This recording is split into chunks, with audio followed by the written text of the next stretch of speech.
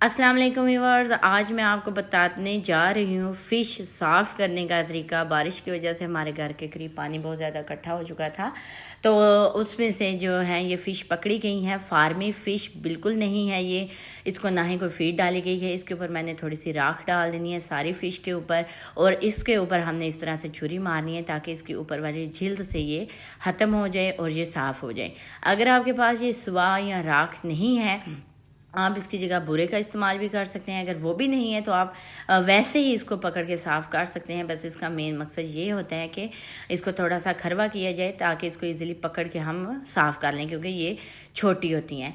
ये इनको फीड बिल्कुल नहीं डालेगी, ये कुदरती तौर पर जो है वो तैयार हुई हैं कुदरत के ही पानी से, ये देख सकते हैं।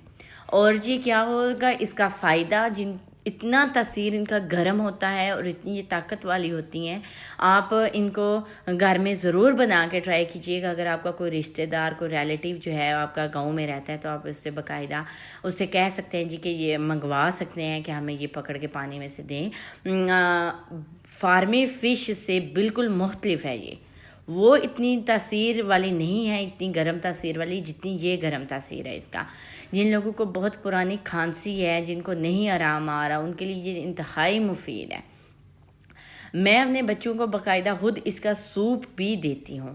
इंशाल्लाह नेक्स्ट वीडियो में मैं आपको बताऊँगी इसको पकाने का तरीका और इसके सूप भी बनाने का तरीका। मेरी बेटी माशाल्लाह से तकरीबन 10 माह की है, तो मैं इसको इसका सूप देती हूँ जो कि इतना फ़ायदेमंद है, बिल्कुल ठंड नहीं लगती। और आजकल तो वैसे ही फ़िश का सीज़न जा रहा है, तो आप ज़रूर ट्राई कीजिएगा। फार्मी फ़िश नहीं बल्कि इस तरह की फ़िश आपने ज़रूर मंगवानी है। गाँव में से किसी से भी आप कह लें, पानी में से आप ये जी पकड़ के लाएं और आप इसको इस तरह से साफ़ करेंगे।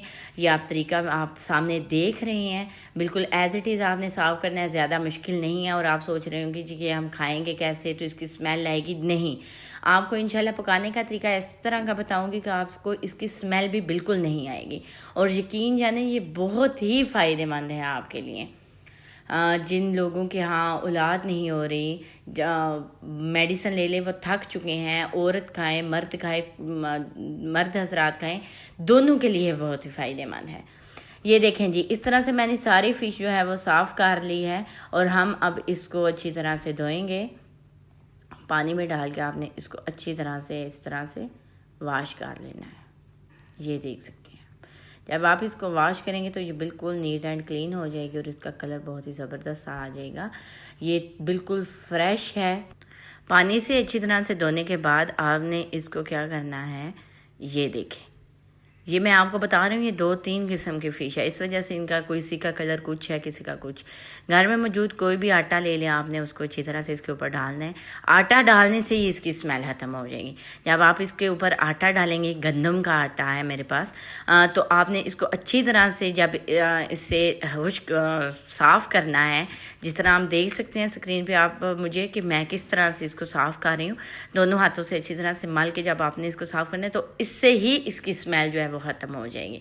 और जो वो हमने राख वगैरह लगाई थी वो भी अच्छी तरह से साफ़ हो जाएगी।